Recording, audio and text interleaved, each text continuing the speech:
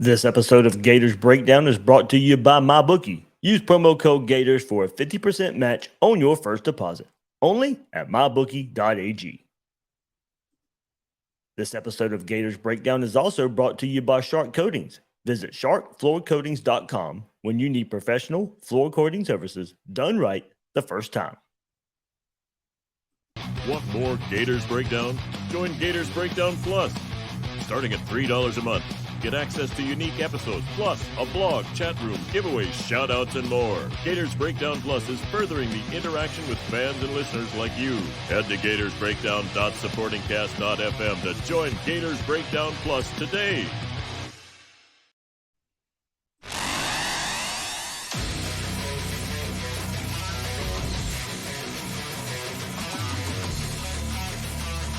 Gators Breakdown. Because there's never a dull moment in Gator Nation.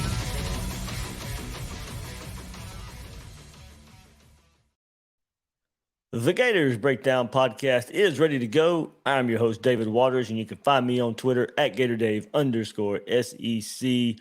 Coming at you right here with a Florida versus Vanderbilt preview.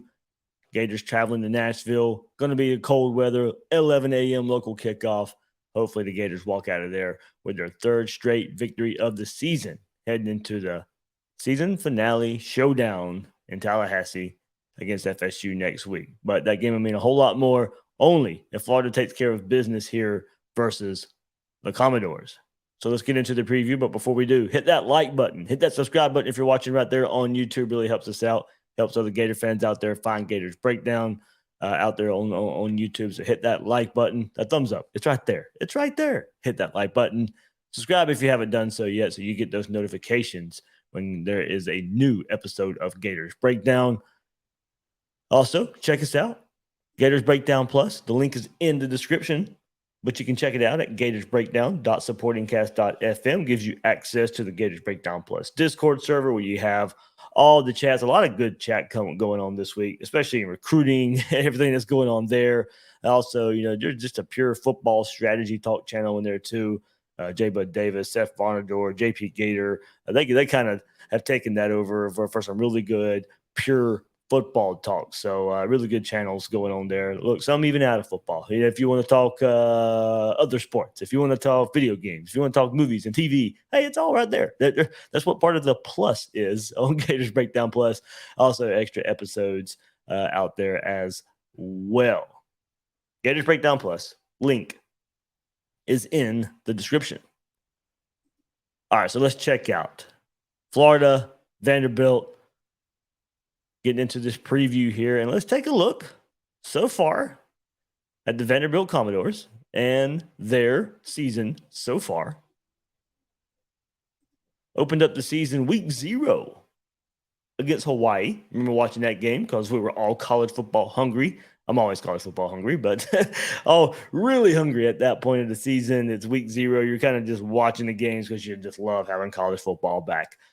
Staying up late to watch Vandy versus Hawaii. It was a 63-10 win for the Commodores to start the season off. We know Hawaii's all not that great, but historically, Vanderbilt, in recent history, Vanderbilt has not been either. And for them to go to Hawaii and win 63-10, it was an eye-opener right there, just a bit. And then Elon, the very next week, or the very next game, they win that one 42-31. Then they play Wake Forest, one of the better teams in the ACC.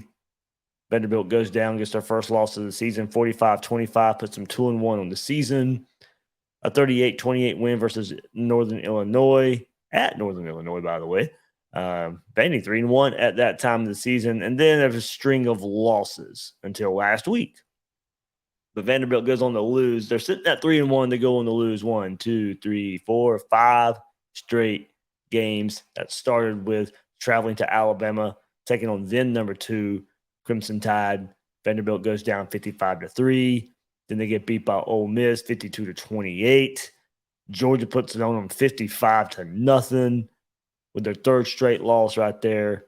Then they lose to Missouri only by 3, 17-14. Lose to South Carolina 38-27. Vanderbilt's 0-5 in the conference at that point. They were 3-1. They're sitting at 3-6. going into the last 3 games of the season. And then lo and behold, they upset number 24 Kentucky last week, 24-21. Moves Vanderbilt to 4-6, 1-5 in conference play. So last week, that's a big game for Vanderbilt, big win for them. It's the most recent game. Let's take a look at it. Mike Wright ran for 59 yards for a touchdown. Completed an 8-yard touchdown pass to Will Shepherd with 32 seconds left for a 24-24 win over Kentucky last Saturday, snapping a 26-game SEC losing streak for the Commodores.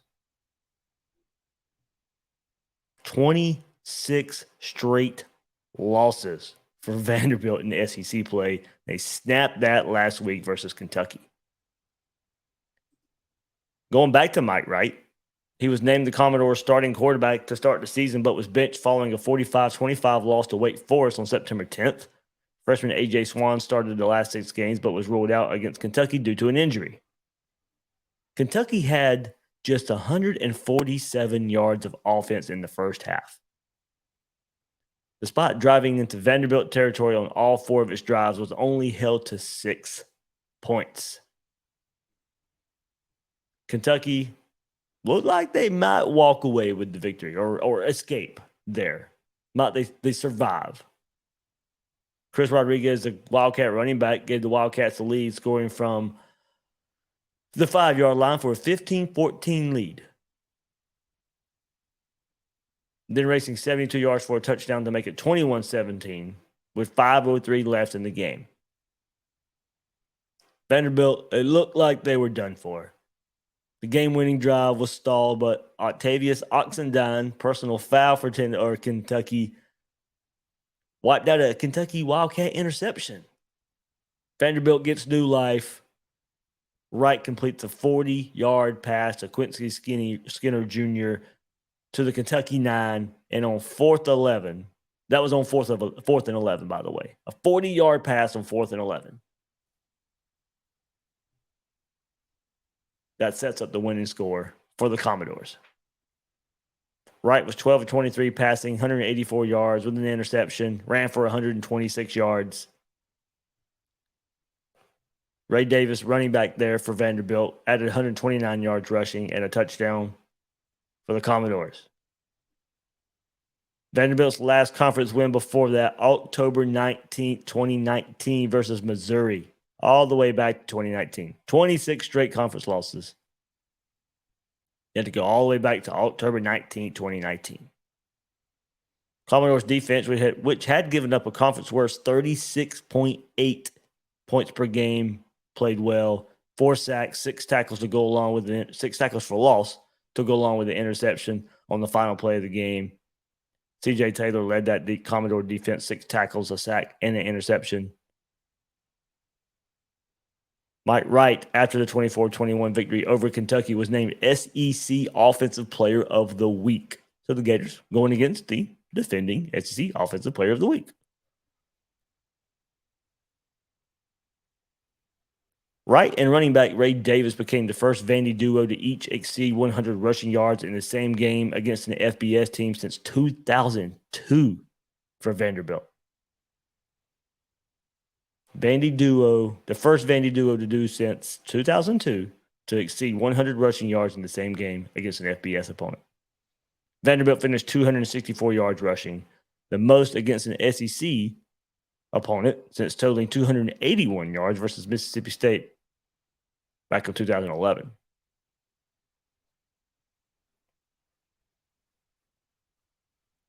Wright was the first Vanderbilt SEC offensive player since Kyle Shermer in 2018.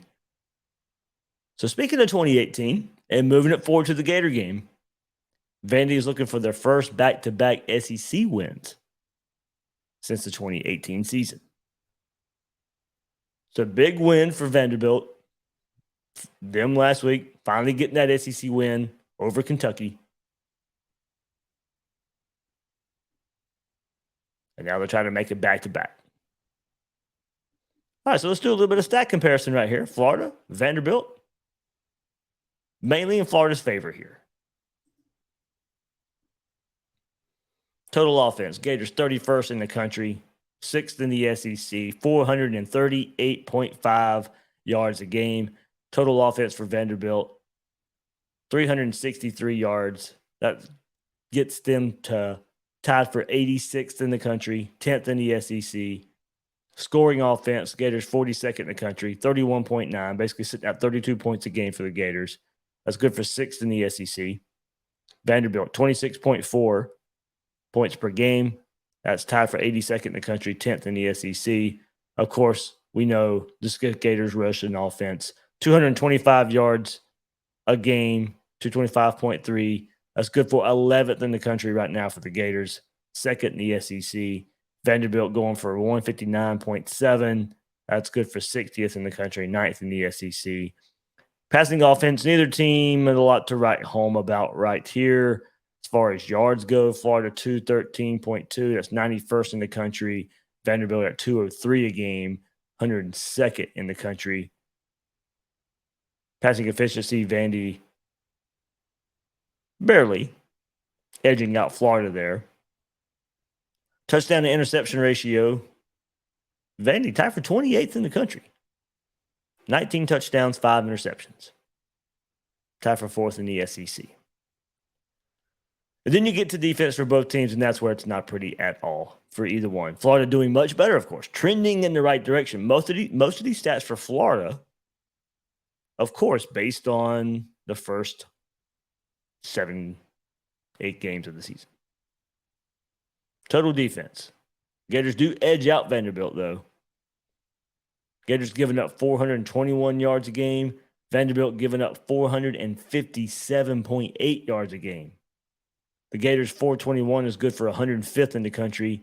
Vandy's 457.8 is good for 123rd in the country. Scoring defense, Florida much better there when you compare the total defenses. Both over 100 there in total defense, but Florida's scoring defense 74th, giving up 26.9 points per game. That was good for 74th in the country.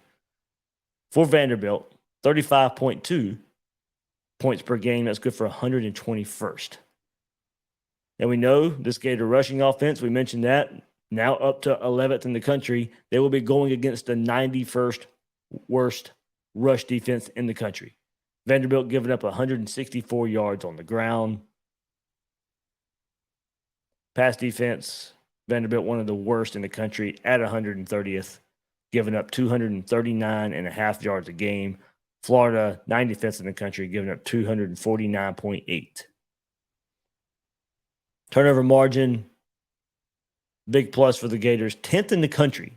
You know, all those turnovers versus South Carolina last week keeps moving the Gators up in turnover margin. They're tied for 10th in the country at plus 10. Vanderbilt, tied for 70th. They are dead even on the season. Turnover margin at 0. They are getting takeaways with 15. Tied for 54th. Gators, 19 takeaways. Tied for 15th in the country. And first, tied for first in the SEC as well. Gators with 8 interceptions on the season. Sacks allowed. Both teams doing pretty good there. Per game, Vanderbilt tied for 18th. Florida tied for 21st. Sacks allowed by Vanderbilt, 11 on the season, 12 on the season for Florida. And then let's wrap it up right here. Sacks per game, both teams pretty even there as well. Vanderbilt, 17 sacks this season, tied for 93rd in the country. Gators with one more sack, tied for 88th in the country. 5-spot difference there. Tackle for loss, they're pretty even there too. Tackles for loss per game, 5.8 for Vanderbilt.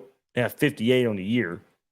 That's 68th in the country. Florida, 5.5 a game, 55 on the year. 3 less than Vanderbilt. Florida tied for 75th in tackles for loss.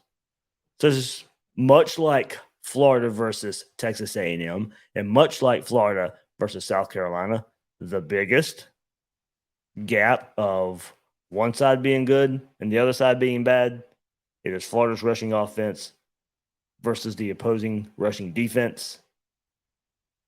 It's been that way the last 2 games, and it's going to stand out right here as well. I mean, Vanderbilt's defense isn't good on either one of them. South Carolina and Texas A&M at least could point to a better pass defense. Vanderbilt cannot do that. But being 91st, giving up 164 yards a game, while Florida's gaining 225 yards a game on the ground, that is a big, big mismatch. Big mismatch in favor of the Gators once again. All right, so plenty more to get into. We'll give you some particulars, some particular players to look out for Vanderbilt.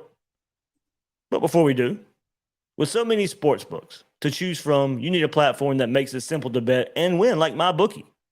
MyBookie has a huge selection of odds, props, and contests for all your sports betting needs anytime, anywhere. You go to MyBookie right now, you'll find Florida a 14-point favorite over Vanderbilt. I feel good about that one. Might want to make that bet. 57.5 over under Florida Vanderbilt. Kind of like that one too. You'll hear it later. But at MyBookie, stream games and live bet while you watch so you can turn game day into payday at MyBookie. Sign up for free today. Use promo code Gators and claim a half deposit match of any amount up to $1,000. That's promo code Gators to claim your deposit bonus and give yourself the competitive edge. When you play with MyBookie, you're not just betting, you're joining the winning team. Bet anything, anytime, anywhere at MyBookie.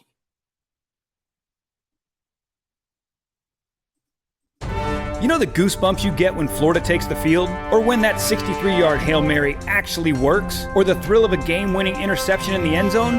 What a rush! You can experience that same rush every day at your home with Shark Coatings. We'll cover your old, ugly concrete with a beautiful industrial concrete coating and a warranty that lasts longer than most careers in professional football.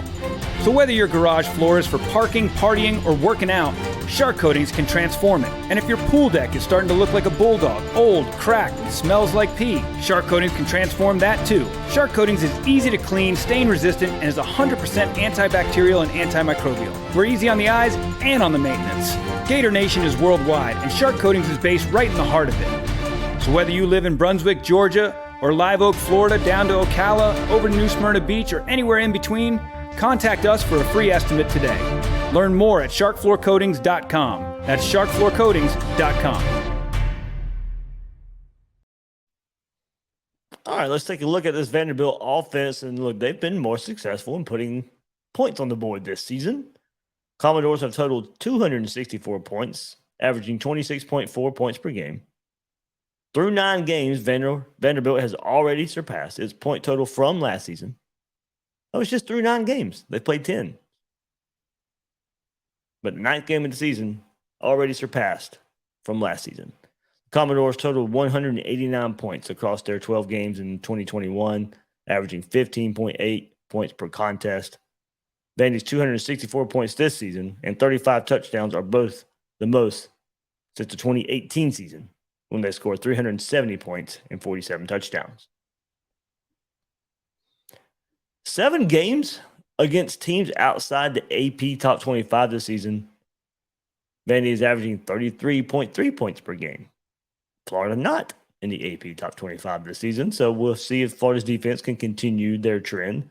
But Vanderbilt has found more success. And that makes sense, of course, when you're Vanderbilt. When the schedule eases up a bit, you go there and put some points up on the board. Commodores have scored on 27 of their 30 trips to the red zone this season, converting for touchdowns on 22 of those. So 27 of 30 overall. 22 of those being touchdowns. So Vanderbilt gets to the red zone, they score. And most time they're scoring touchdowns. Something to watch there. They're ranked 4th in the SEC in red zone conversion. And the mark of 90%. That's 22nd in college football. With 22 touchdowns and 30 trips, Vandy ranks 3rd in the SEC in touchdown conversion percentage and sits at 13th in the FBS. So scoring 90% of the time. in the 22 of 30 touchdowns. Third in the SEC, 13th in college football. Mentioned Mike Wright and his performance last week at quarterback for Vanderbilt. He's been under center when Vanderbilt's hitting the big plays this year.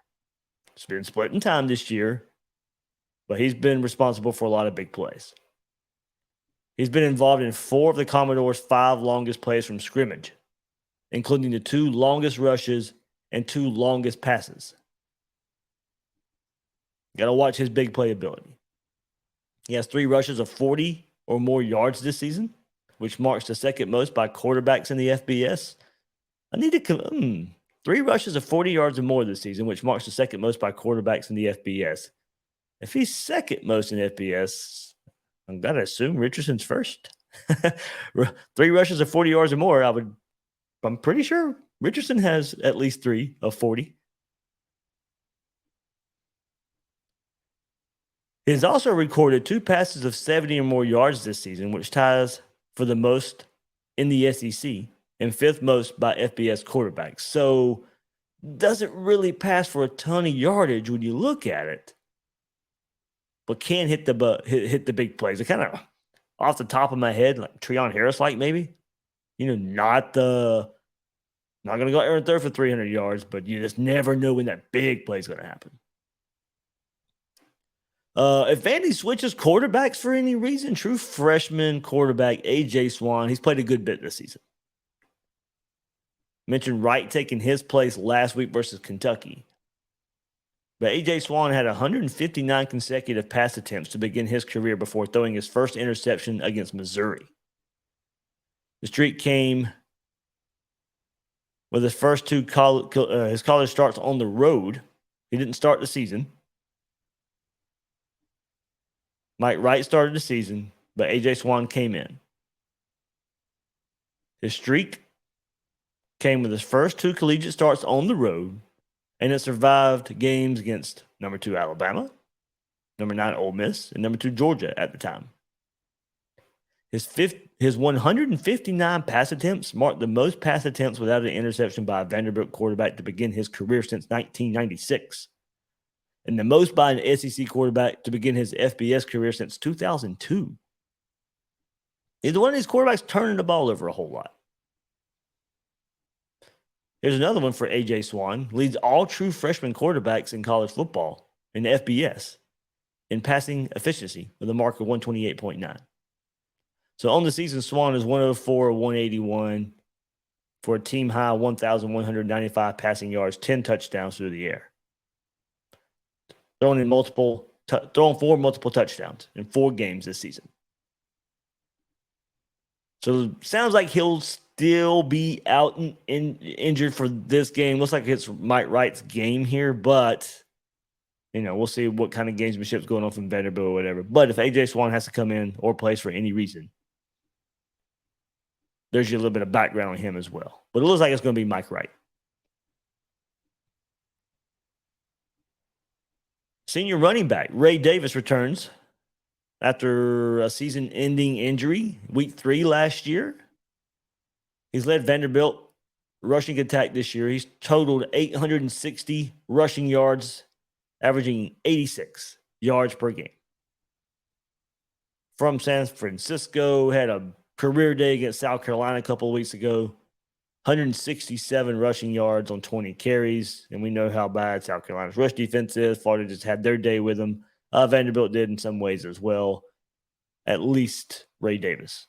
167 yards on 20 carries versus South Carolina. He became the 3rd Commodore running back since 2015 to record at least 150 rushing yards in a game, joining the duo of names we know pretty well from Vanderbilt, Ralph Webb and Keyshawn Vaughn.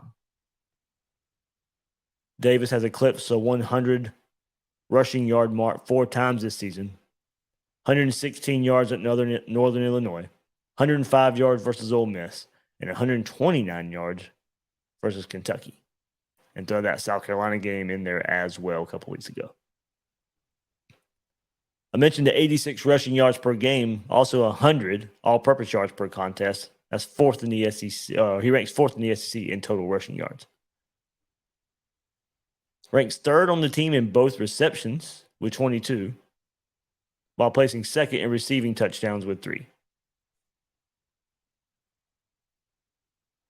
Third in receptions with 22.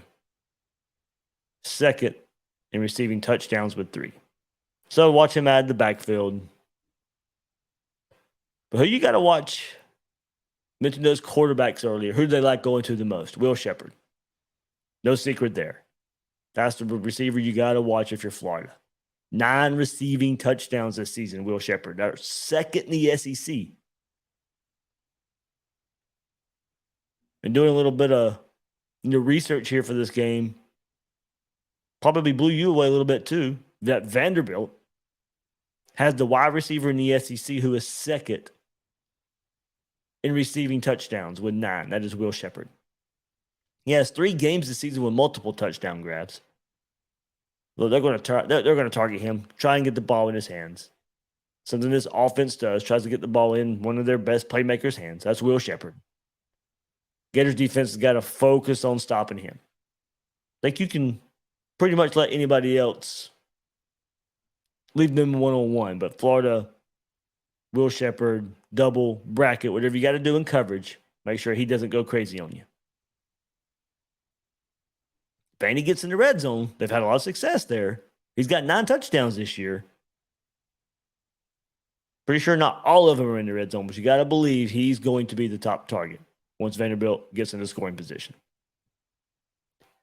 Vandy, they'll play some 12 personnel, but still more for the blocking aspect. They're going to use 2 tight ends. Ben Bresnahan, he leads the tight end group for Vanderbilt. 14 receptions, 153 yards. But this is not your Utah and Georgia tight end room.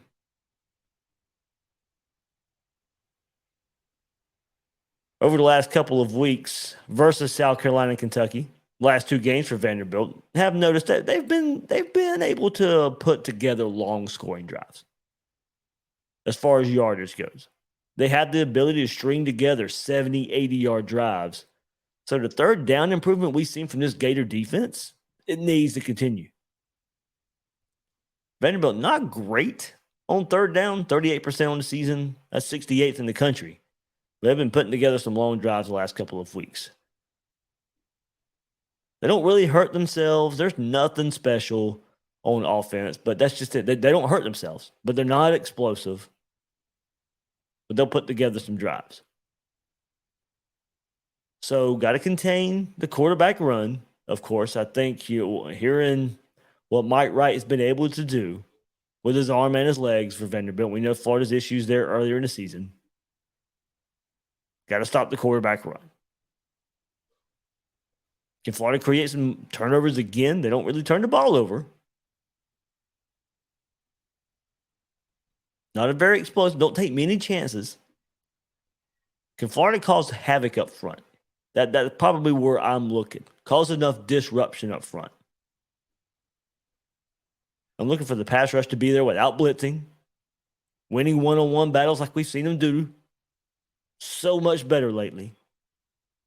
And once again, be instrumental in setting up another team in third and long. Vanderbilt's not explosive. Get them in third and long. They're not going to convert many of them. And that's where you can create the turnovers as well. So if Florida does their job like they have been, setting up third and long, it should pay off. It should pay off. Vanderbilt's a methodical offense, more so consistent than Texas A&M and South Carolina. Probably better than those 2 teams on offense in some ways. But they don't do a lot to scare you. This Florida defense has shown anything like they've been putting on film the last 6 quarters. Vanderbilt should not be able to do much on this defense. All right, let's move to the other side of the ball. Vanderbilt's defense, senior linebacker Anthony Orji looks to lead the way for their defense once again. I mean, go back to last year's preview. In the year before, his name's coming up. He's a playmaker for this Vanderbilt defense. One of the standouts right there. Mentioned how bad all the stats are. If they had 10 other players like Horsey right there in his production, Vanderbilt have a really, really good defense. He's been the leading tackler for them the last 2 seasons. 93 tackles last season after posting a team-leading 66 stops as a sophomore during the 2021 campaign.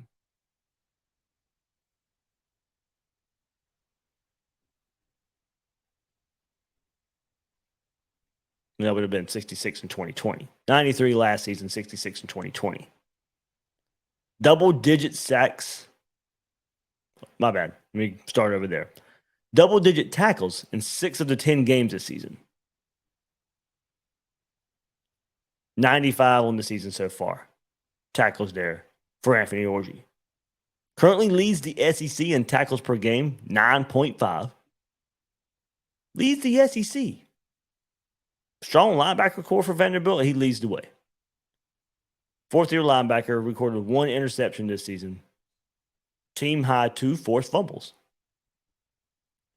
For Vanderbilt, I think one more player to watch. Like I said, not a very good defense. Of course, stats say it. Not very good up front.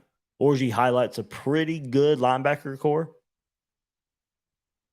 But one more player going on the back end. Senior defensive back Jalen Mahoney. Go back and watch what he did versus Missouri. Single game record for tackles for loss with 5 versus Missouri. So senior, a lot of experience. Making plays behind the line of scrimmage. And a close loss versus Missouri a few weeks ago. Commodores, 3 defensive touchdowns this year, which ranks first in the SEC. So give up yards, but have been able to score on defense. So hopefully this isn't a close game, but 3 defensive touchdowns this year, and maybe in a close game, that's a difference. They've shown the potential to do that. That ties for 6th in the FBS. CJ Taylor has recorded 2 of Vandy's 3 defensive scores this season, so watch out for CJ Taylor. They got 3. He's got 2 of them. Fumble returns against both Hawaii and Missouri. Vanderbilt has forced multiple turnovers in 2 games this season.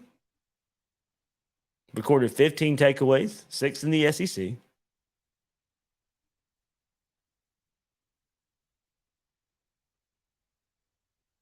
CJ Taylor, 5 tackles for loss. That's Mahoney. My bad. Those 5 tackles for loss versus Missouri was the most by an SEC player in any game this season. Career high 12 tackles in that game. 11 solo. 1 sack for a loss of 9 yards. So that's why Mahoney, you watch out for him. And for making the impact plays for Vanderbilt's defense. As rare as they may be, Mahoney, Anthony Orji. Those are the 2 guys I've kind of pinpointed there. One with a tackle for loss, crazy game versus Missouri. 12 tackles in that game as well. And you got to kind of start looking deep about who to look out for on this defense. Orji was the given, but I was trying to look for one more player. Mahoney, and at least in 1 game this year, being able to show some tackles behind the line of scrimmage in a very high tackle game for him. Vanderbilt, 10 fumble recoveries this season, including multiple recoveries versus Hawaii and Missouri. They're tied for 2nd in the SEC in fumbles recovered this season. 13th in the FBS. And something else, one more. Vanderbilt 7 of 20 on holding their opponents on 4th down this season. We know how much the Gators relied on the 4th down conversions earlier this season. Well, Vanderbilt, pretty successful there, holding their opponents 7 of 20 this season. Gators haven't relied on it so much lately. May not want to versus Vanderbilt. So this is Vanderbilt defense where the pressures and the sacks aren't all that great. Florida's had a lot of success, of course, protecting Anthony Richardson, so he should have time to find his targets here in this game. Also, though, it is pretty simple. You look at it, once again, for the third week in a row, this is another game where the Gators' run game should just be able to take over. Need to see Florida put together a more consistent offensive performance, especially as there's a chance to get in the groove here. With the Florida run game, even last week, you got in that groove early on. We didn't see it so much in the second half when you had so many more opportunities to do so because of the turnovers you were getting. I'd just like to see, and look, it is nitpicking. This team is playing much better, much better complementary football. But on offense, you had a chance to break it open even more last week. And all right, you got the one touchdown out of the 3 turnovers, but should have had more. And I think there is another chance right here in this game to get in the groove, given this Vanderbilt defense. So score touchdowns instead of settling for field goals or just not getting anything at all. If you're in the red zone, take advantage, go score your points. Now, Billy Napier, I know, mentioned it this week too.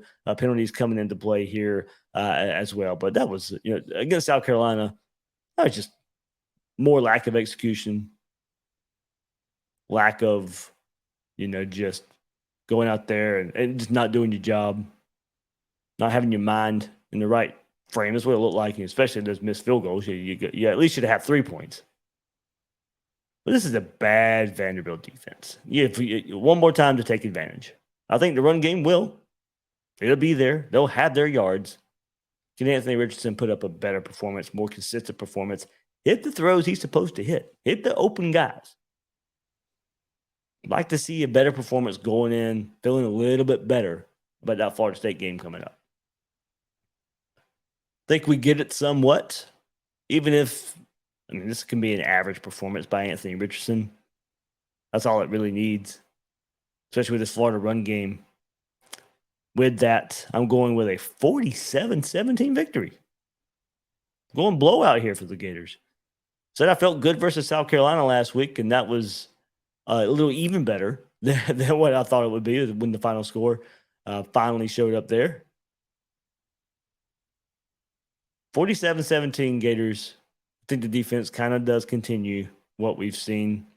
Now, I know they didn't give up any points last week. That's hard to do. They're sitting at 6 quarters right now. I don't expect that to keep going. Somebody's going to score in this defense again. Vanderbilt, like I said, in some ways a better offense than what we've seen these last couple. But I just don't think there will be much to this one. Could the cold weather come into play and maybe get in the mind of these players? You hope not. They're not. Billy Napier's not going to let him use it as an excuse. But of course, it's something worth bringing up. 11 a.m. local kickoff in Nashville. Going to be pretty cold. Going to be in the 30s. Team isn't used to that. Hopefully, go up there. It doesn't even matter. You can go run the ball and make it a whole lot easier. I think Florida should be able to. And we'll see what happens with the, Justin Shorter, if those guys aren't out there, or if he's not playing, or if he's limited. We'll see where it goes there. But we'll see what players step up. There have been some players stepping up lately for the Gators. Should continue. Hopefully you get some more of the backups some playing time here in this game. Florida plays their game. I know it kind of sounds crazy to say. A few weeks ago, we didn't know what the game was. But looking at these last couple of weeks and the opponents, Vanderbilt is they just got beat by the same South Carolina team Florida beat 2 weeks ago. Could we be making too much of the Kentucky performance? And I gave you some good things to look at for Vanderbilt and some players to look out for, and some things they do well. They're a more competent football team. But given what we've seen from Florida the last couple of weeks, Florida goes out there and plays anything like that the last 6 quarters. And I think they are. That's why I'm picking 47-17. I think Florida continues it. I think the trend continues to go up. I know you have to hit reset sometimes. Every week. Every week's a new game. Believe me, I understand that. But I think this Gator team's trending pretty well. So, all right, there we go. That'll do it for this episode of Gators Breakdown. Florida Vanderbilt preview right here, getting you ready for the Commodores. I'm your host of Gators Breakdown, David Waters. You can find me on Twitter at GatorDave_SEC. Guys and girls out there, thank you for listening to this episode of Gators Breakdown.